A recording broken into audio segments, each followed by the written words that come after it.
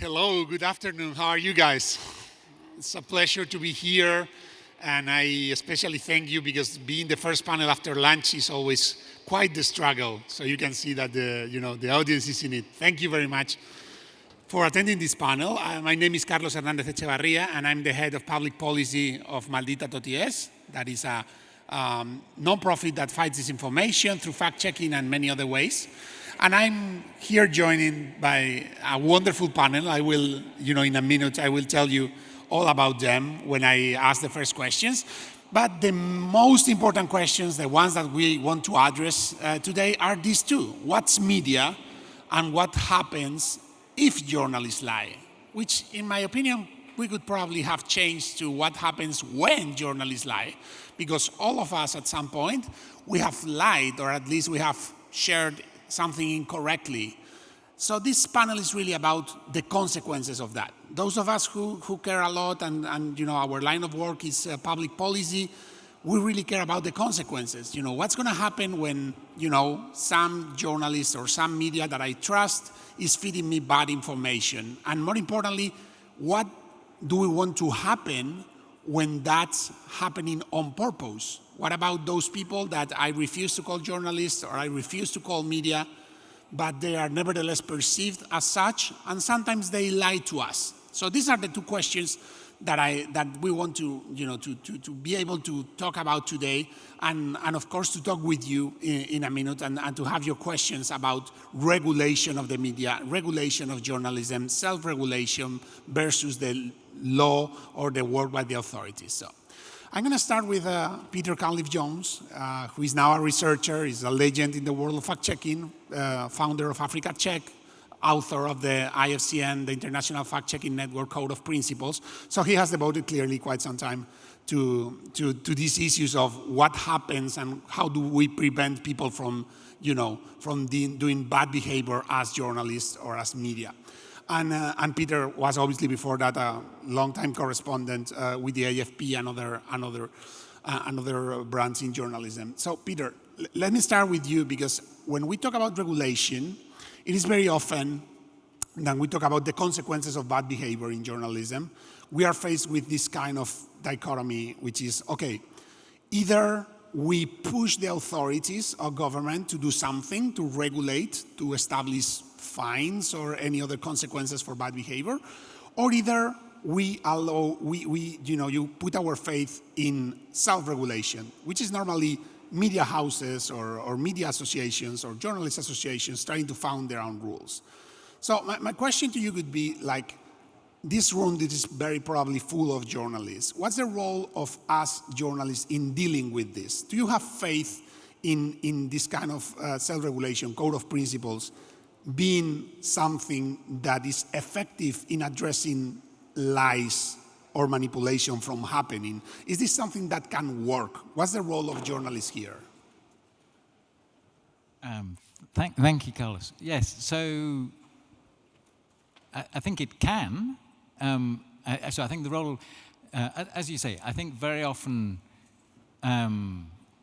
ensuring that you have high standards, that we have high standards in media, and that you have at the same time, that's not an excuse for restricting media freedom. It's seen as very much a binary discussion between state regulation and self-regulation, where self-regulation, I mean, I come from the UK, self-regulation of the print press is widely seen as having failed to ensure high standards, at least in terms of the print press, because the self-regulation is regulation by the editors and the owners who profit from poor journalistic standards. So there are models there are different models around the world in which the journalists have a role. So as you say, I used to work for the AFP news agency. One of the powers in the AFP news agency, and I was the Asia editor for a time, so overseeing 250 journalists, was the Société des Journalistes, which is not a trade union, it's a professional body looking at the ethics of what the journalists are doing as journalists. and they were a voice that was listened to by the editors with some trepidation at times.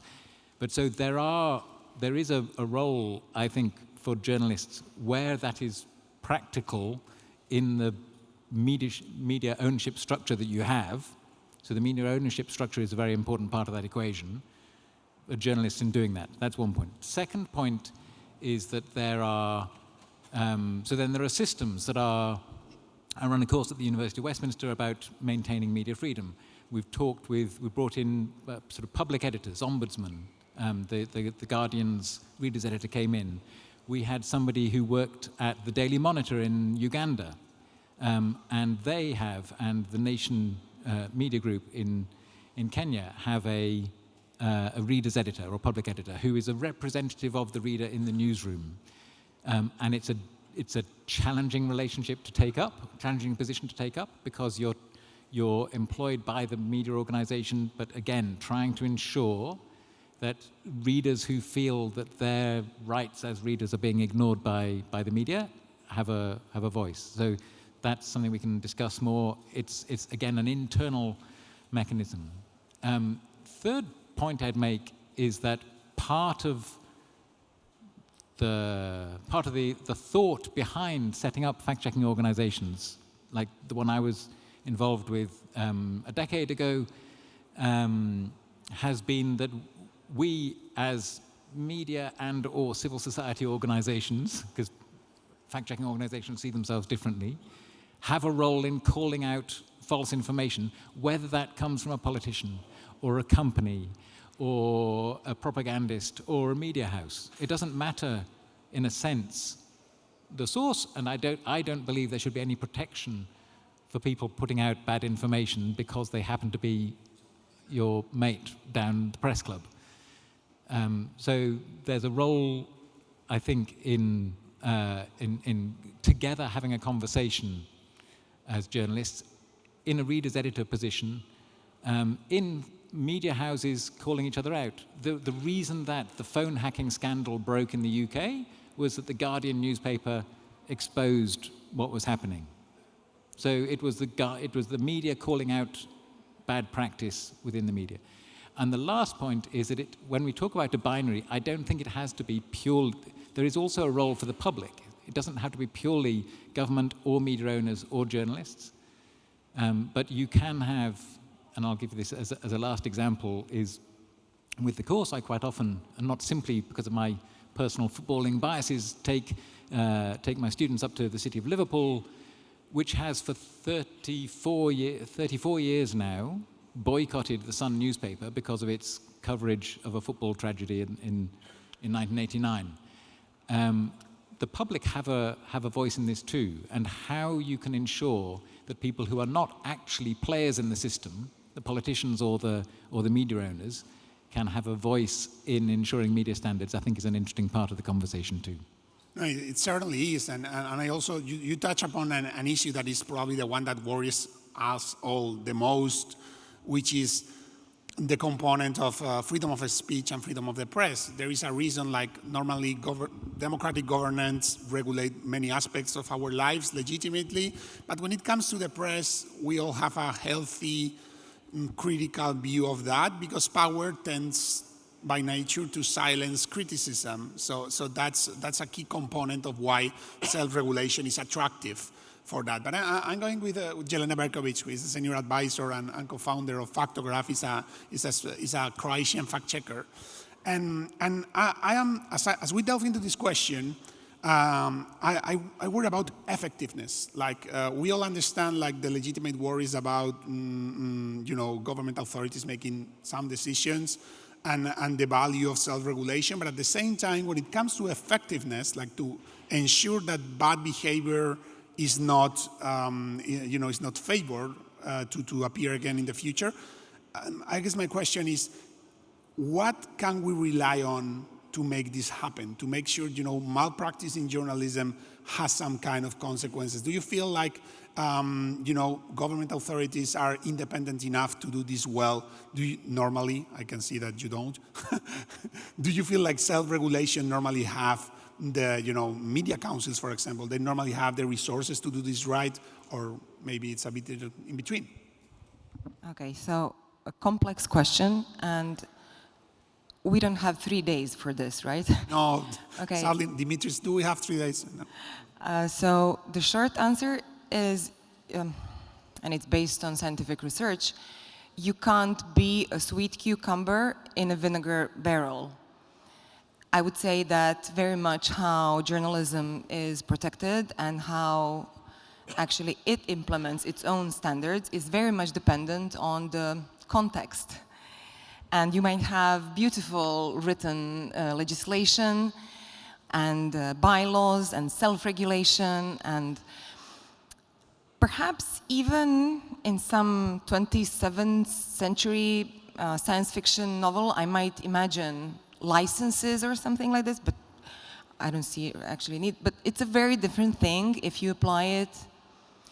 It seems to me like North and West might have different contexts in comparison to South and or East. And coming from the, well, from the borders of EU, Schengen, and still discussing the rule of law in Croatia, which is a member state of the EU, I'm very wary, like when my government mentions that they, as they are, they're planning to introduce a register of professional journalists to be handled by a council of experts appointed by the state or wannabe public regulator. I simply say no, thank you. Like, we can't even discuss. You're not even close to the ideal in the 27th century rule of law and democracy universe. I think that it makes sense, though, to discuss these things. For example, media should be regulated. This is no questions asked for me. Media is a business. Media is a business depending on revenues. Media, oh, I have a big list. They're employers of journalists, therefore they have specific interests that are not the same as journalistic interests. Their ownership interests, their advertising universe around them, and basically the way they view, like media business, the way they view citizens is more like users of media services. And even sometimes audiences are discussed as products to be sold towards advertising companies. Media capture is a real thing. And therefore the interests of, and of course, media industry can work very well in autocracies as well. Unlike journalism, journalism is a profession, sometimes bordering art, in the sense how journalists are able to survive and do their job properly.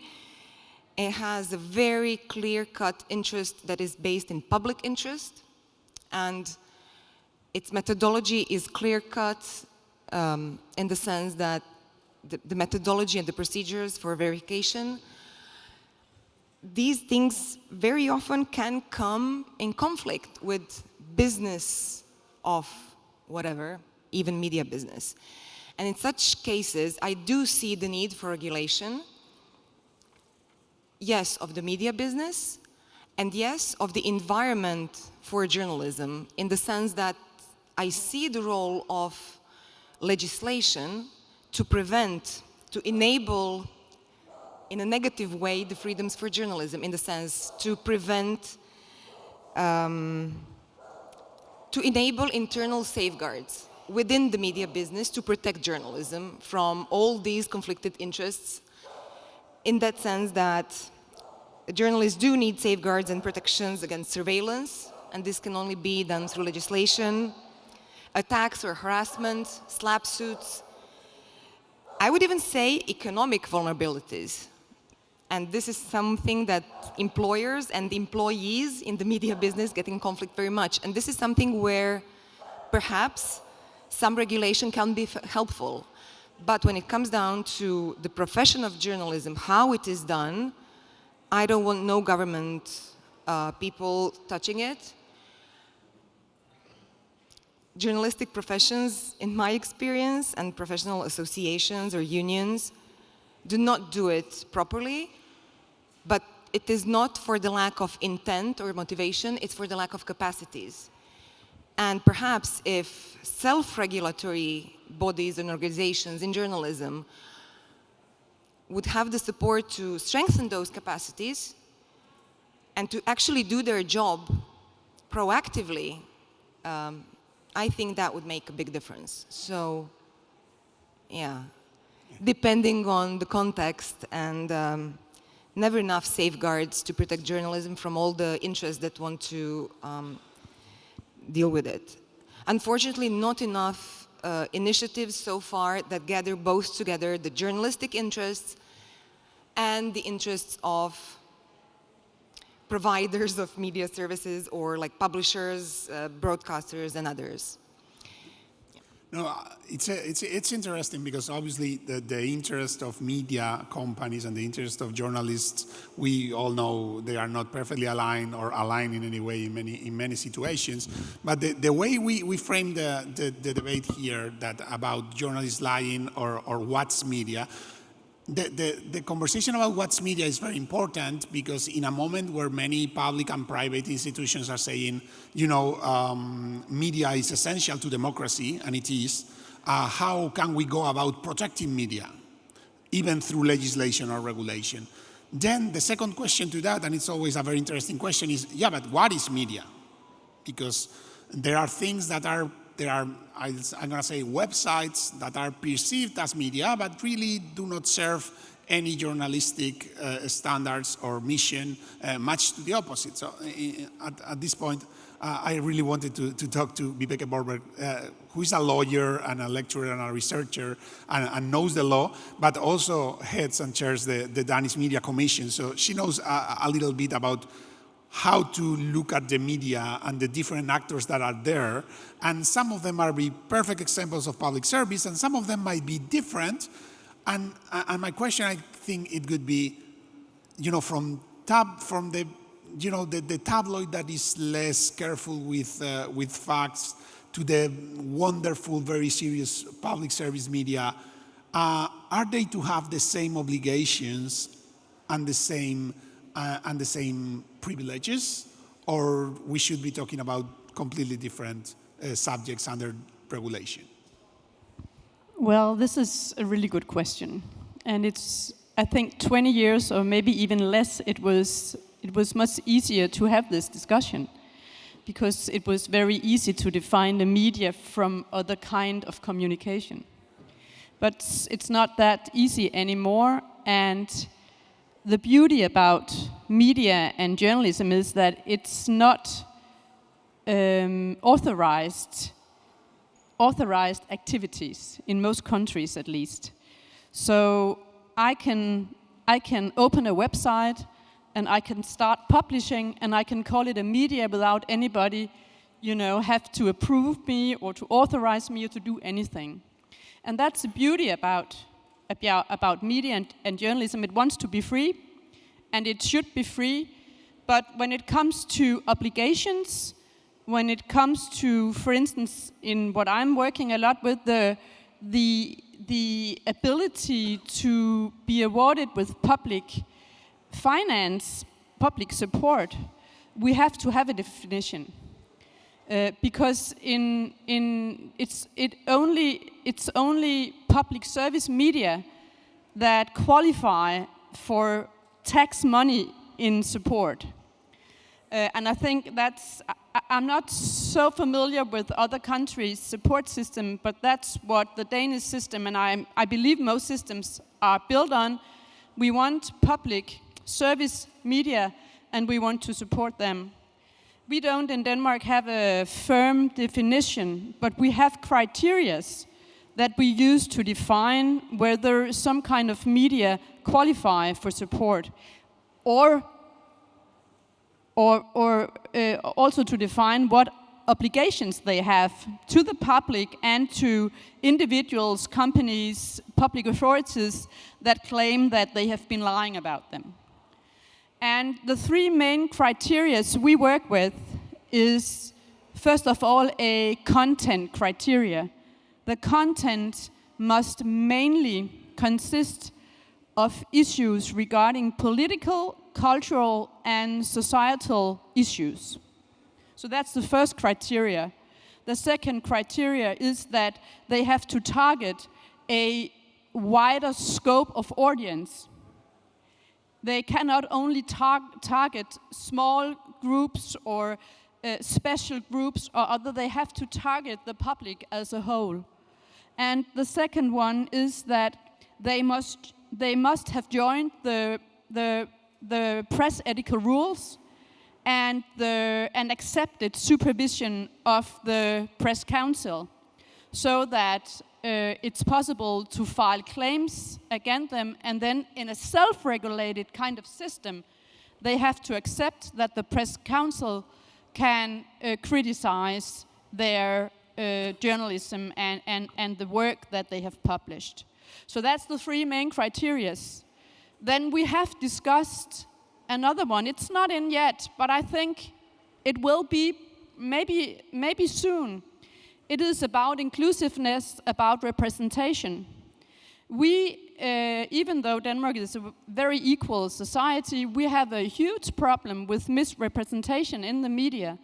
Women, immigrants, disabled people, other minorities, they're very, very badly represented in the media. And that could be another criteria that you have as a media to reflect the society that you publish to, that you work in, and that you also criticize. You have to reflect the composition of your society.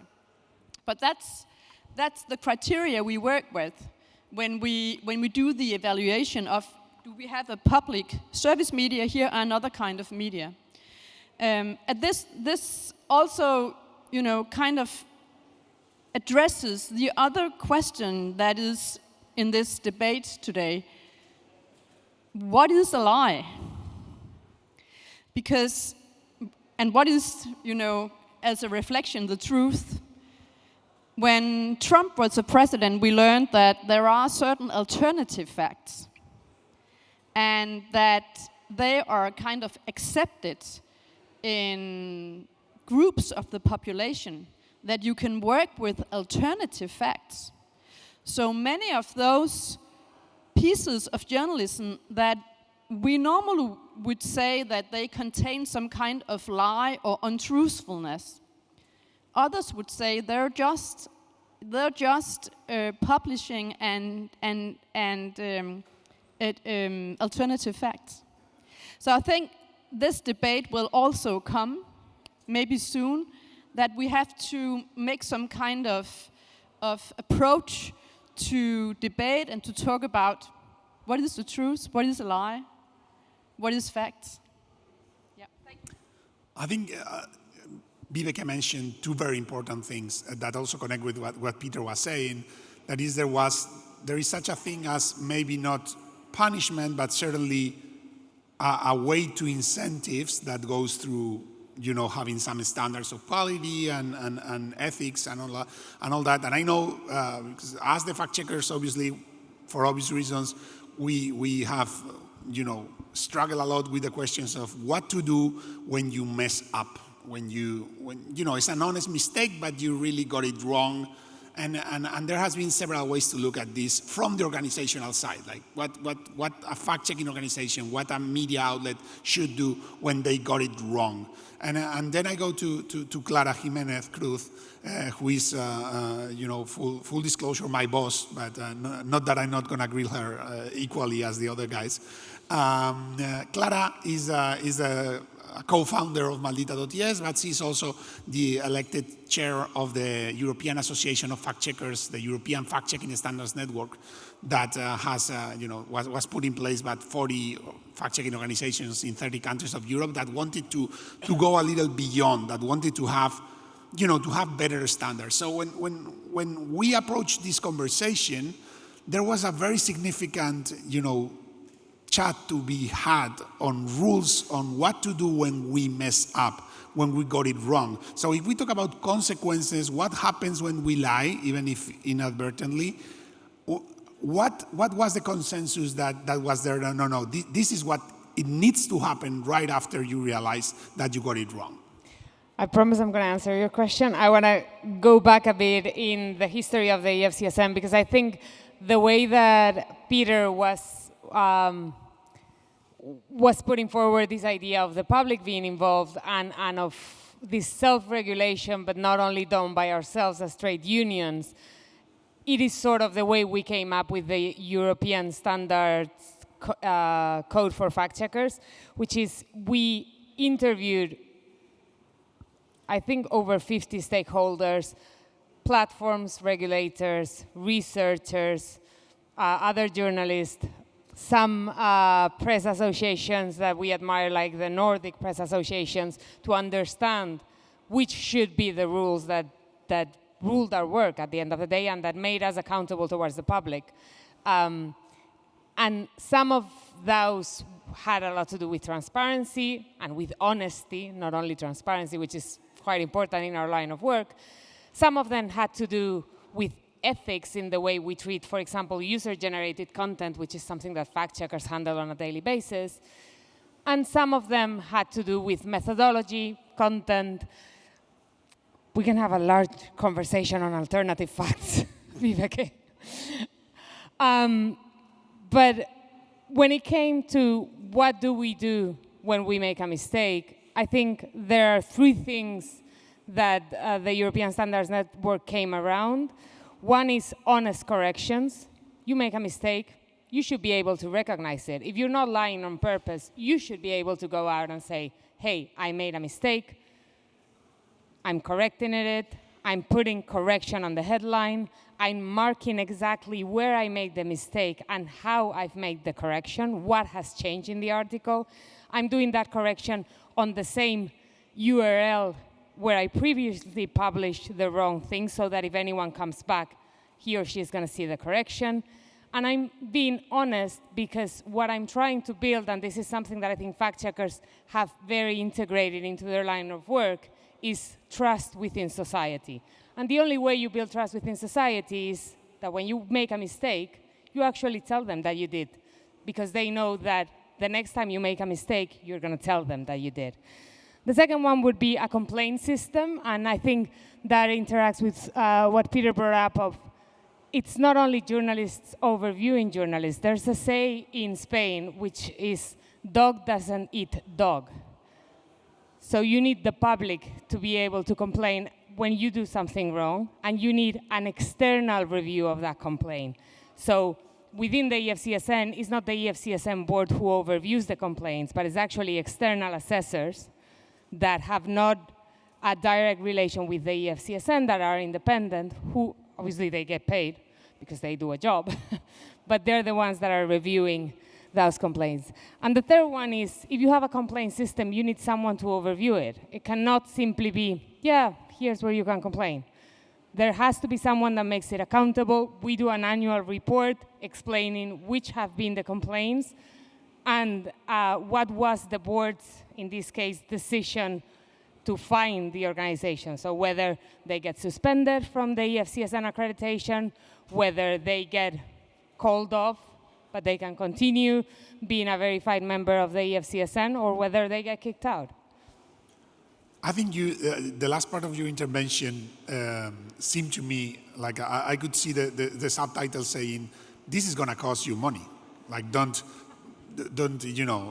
realize that this kind of elevating standards and be responsive to claims and all that, this is an investment. So I wanted to turn to Peter in that respect, because there are several ways, as you have said, to go about this, even inside media or that. I am always very, very interested in the investments you can do of having someone from the outside coming to deal with complaints or to tell you straight where you have messed up. But then there is this figure that you have mentioned about public editors or ombudsmen and women, obviously. And I was curious, like, in your experience, how do you think an internal person within the newsroom has normally the authority to make things right for their own company? Because this dog doesn't eat dog thing, it's kind of a thing. Like many public editors, you know, it's their colleagues that they are required to call into attention when they mess up. So do you feel like generally this is a model that can work to ensure accountability? So, super easy question. well, so again, I think it can. I think it's really hard, and I think it's really hard for lots of different reasons. So, a lot of media houses are terrible places to work. You know, I mean, I've worked in countries where journalists do not get paid, and they are expected to receive funds from the people that they're interviewing, brown envelope journalism and so on. I once went to a meeting where suddenly the envelope that was in my package of papers was suddenly somebody rushed over and withdrew it because I'd sat in the seat I wasn't supposed to sit in. I wasn't supposed to get the money. A lot of media. So one of the fundamental things, which I think the point that Yelena brought up very well about legislation around media ownership and the structures of how media exist. In order to protect the journalism, you leave the journalism free, you create the structures that protect that journalism taking place. So yes, first of all, in many countries, that is very hard to do. Secondly, even in countries where in theory it's easy to do, it's hard to do at a human level because I've known you for 10 years, 15 years as a colleague, and now I'm calling out your work. That's self-evidently hard at a human level, at an organizational level. So organizations that do this well try to do the best they can to set up structures so that the reader's editor, the ombudsperson, is not employed, can't be sacked by the editor of the media house, and that they're probably somebody towards the end of their career, so they're not worried about career advancement and so on. All of that's hard. I do think we have to get more creative about how we ensure that somebody that these decisions are made in ways that are impartial and are perceived to be impartial. And one of the ideas that I'm very attracted by is the idea of the citizens' assembly. We've seen it now being operated for all sorts of contentious issues, for issues around divorce and abortion in Ireland. It's been tried in all sorts of areas, in Denmark, I think, in France, in Germany, in Scotland. And so, I mean, I don't know if everybody knows the concept. It's, you more like a jury, or you randomly pick 100 ordinary citizens, and you present. They agree to do this. You don't just victimize them, and they are presented with evidence by for and against a proposition, so on. So, in a way, I think it is always going to be challenging when the people who sit in judgment on journalists' work are either media owners or editors, their own colleagues, or politically appointed regulators. But so I think it is possible. It does happen. It's super hard. And to me, then that's why I think we have to be more creative if we want to build trust. Yeah, I kind of think that there is no easy thing that has been mentioned. Like everything is hard, everything is expensive, but that's, the problem is that hard. Please, if you can start thinking about your questions, I am dying to know what do you think about how and if media and journalism should be regulated, self-regulated. I'm just gonna do another one for the panel, and then I'm gonna move to the audience for questions. So I guess my question is that we have been, it was partly in each of your interventions, how, media companies can really develop their own internal ways to deal fairly with criticism. And there are ways for them to try to improve their credibility in many ways, right, in face of lying. But I cannot help but feeling that even if you do everything by the book, you check all the boxes in terms of being super transparent about your finances and having a code of ethics and have measures, about editorial impartiality or whatever. There are some things about truth and lies and facts and falsehoods that can only be evaluated looking at the content. So this is for me something that I have struggled with a lot. Like there is this idea that some media company could be completely transparent and at the same time to be completely dedicated to spreading falsehoods. So I don't know if there is a way to do this that is just with a pro forma thing, or we really have to look into the content. I think Viveke has some thoughts on that. Yeah, I do have some thoughts of that, but I also think that when we are talking about this, we also have to face the reality of most media today.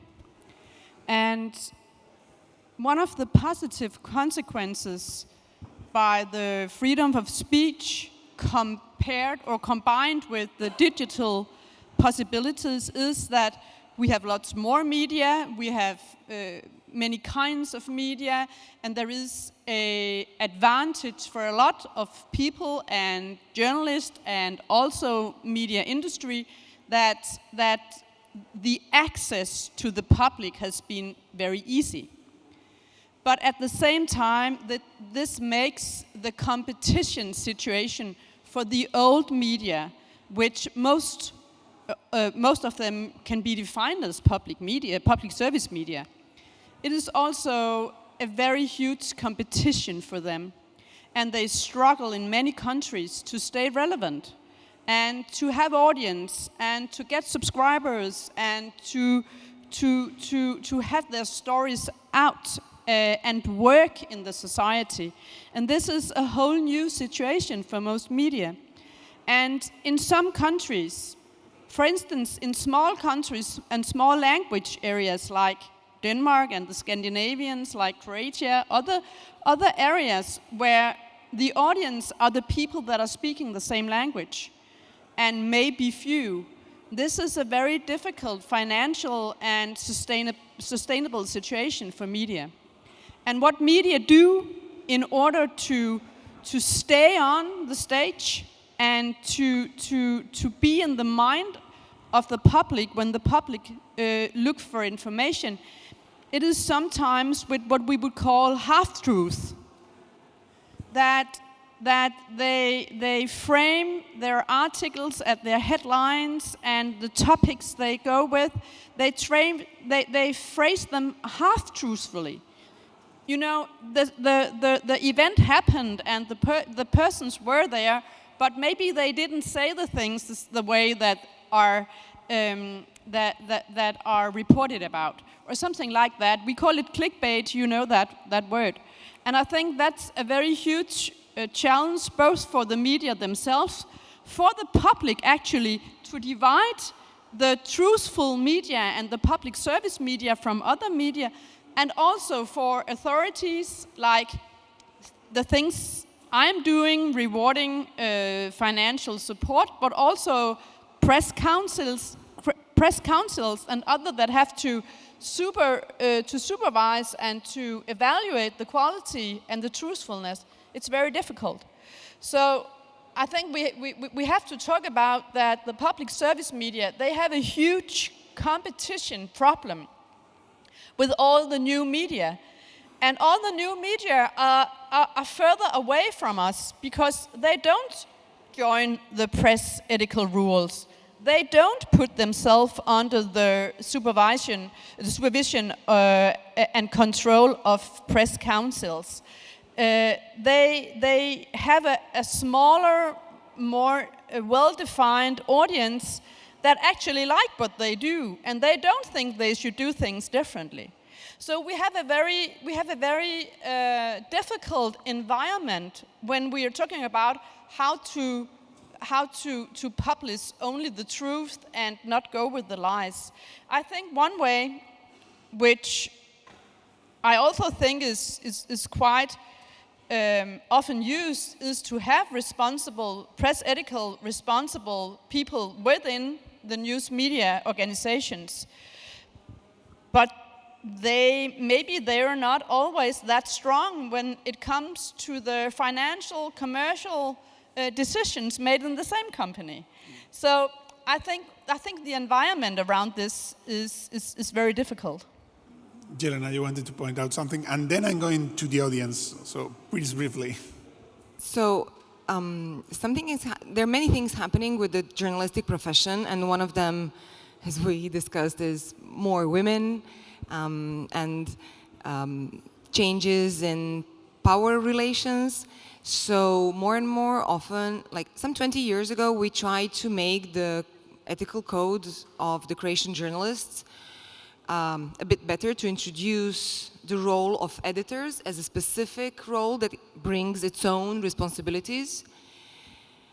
But I don't know if those clauses in the code were ever actually used to make any decision by the Journalist Association. So not there was a consequence for not following. Well, consequences definitely not. And it is not necessarily at all in the interest of the media company to actually do that.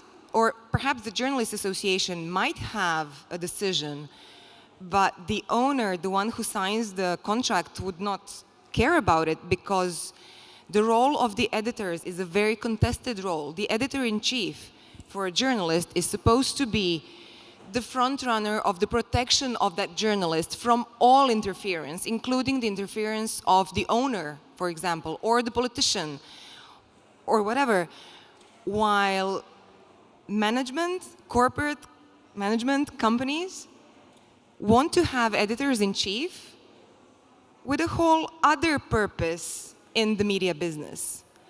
So if we are going to discuss about journalists self-regulating themselves, I would say not only it's hard, I don't think today it's possible anymore. So but we might be changing the question, actually. 20 seconds. We might be changing the question more to what's media is. Who decides what media is? I think that's the question that we might need to ask ourselves. The who has been very important in this conversation, because we started talking about, do we want the state making these decisions? Do we want the media sector? But what's the media sector? Is that the media houses, or is the journalists themselves? Okay, I'm sure my friends at IMED do have some microphones around the room. Do we have any questions for the panel? Do you have any ideas of how this could be done better? I have trouble seeing because the lights are, blinding me, but we have a question there.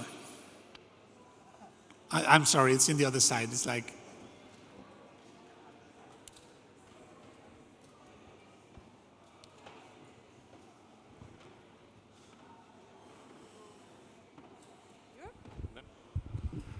hello, thank you for your wonderful panel. I have a question about the corrections policy and corrections in general. Many years ago, a political party used the following argument against fact-checkers. So they said, what if the fact-checkers make a serious mistake and affect the election outcome? Even if they correct it, it's of no use anymore, because the damage is already done. Of course, that's practically impossible to happen, and they obviously said that to diminish their work. But if it theoretically happened, what fail-safes could we put in place to prevent such a debacle? I think that's a wonderful question that has a lot to do with timing. Like, lies, if they stay, they tend to be problematic. I think there are two components to that, right? Like a correction is a punishment, is name and shame, but it's also this notion of putting the good information there. So I think there are ways in which you put out corrections to help you try to have the same impact as the fact check. So in the ways that most, in this case, fact checkers, but I know that other media have correction policies similar to ours do it as well, is you need to correct in every place where you've promoted that mistake. So if you've tweeted that mistake, you need to correct on Twitter and erase the previous one, that kind of thing. Secondly, I think that is obviously an attack on fact-checking. We wish we were so influential as to alter an election. Thirdly, what's the difference in this case in altering an election between a fact-checker putting out a wrong information and any other media outlet putting out wrong information that can influence an election? I think that's a question that goes for all of us, and probably also needs to make us think that we need to be much more precautious when we are in very sensitive crisis periods such as elections on what we publish. But don't see a big difference between fact-checking and others. Okay, any other questions? I have a gentleman here in the third row.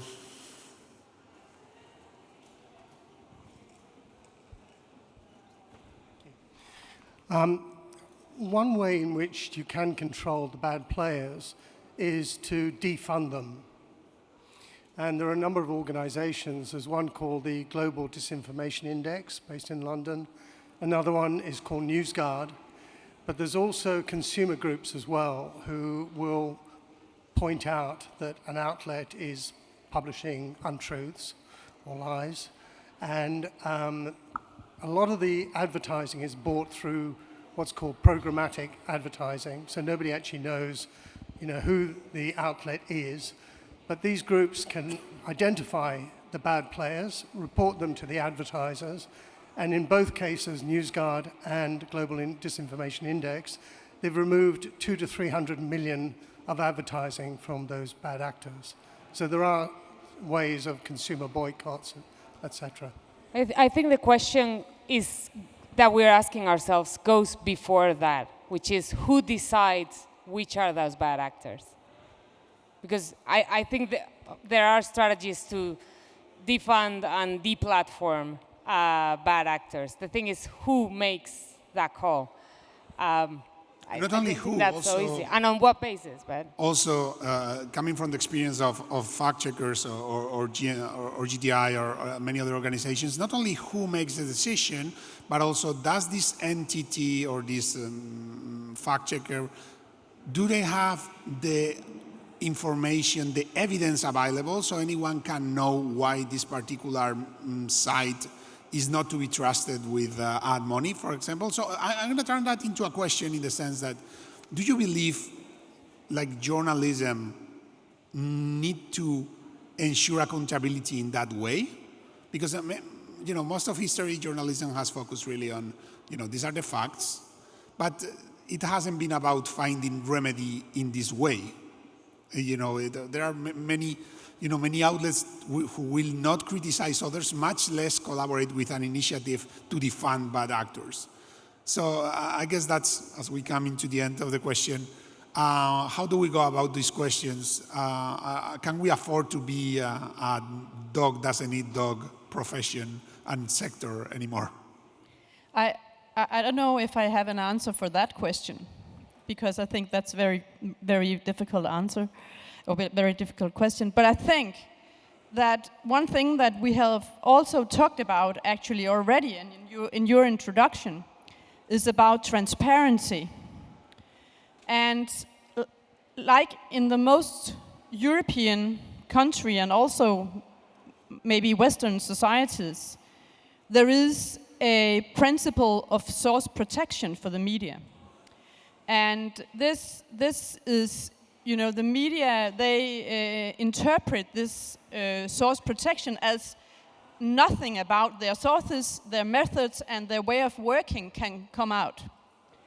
And I think that media, and especially journalists themselves, they can actually help building trust and also kind of prevent that they are coming with lies and that there are incuracies in their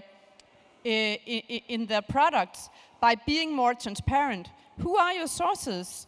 When did you talk to them? What did you do to research this topic that you're now writing an article about?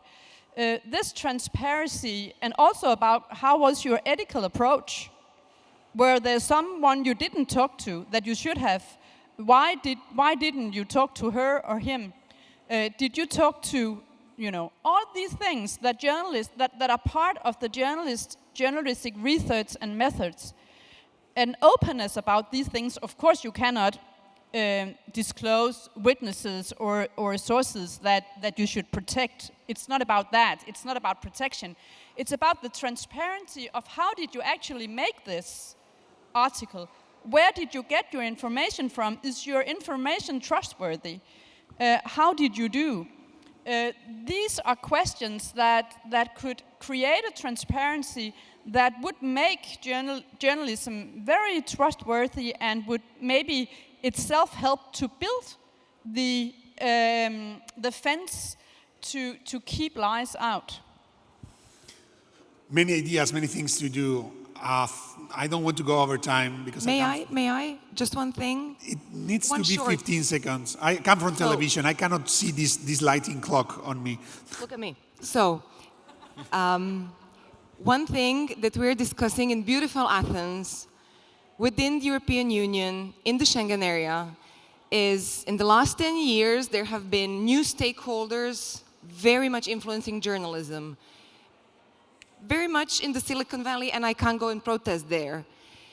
And what I want to say that whatever we do or fail to do here is going to have very direct implications on our colleagues in the whole global south. And if we don't do much here, they're going to feel it as well, and they also can't go and protest in various places. So just one further pressure on us. That's a wonderful panel for next year, these other actors in the other side of the world. Thank you to the panel, and thank you to the audience for your wonderful questions. Thank you.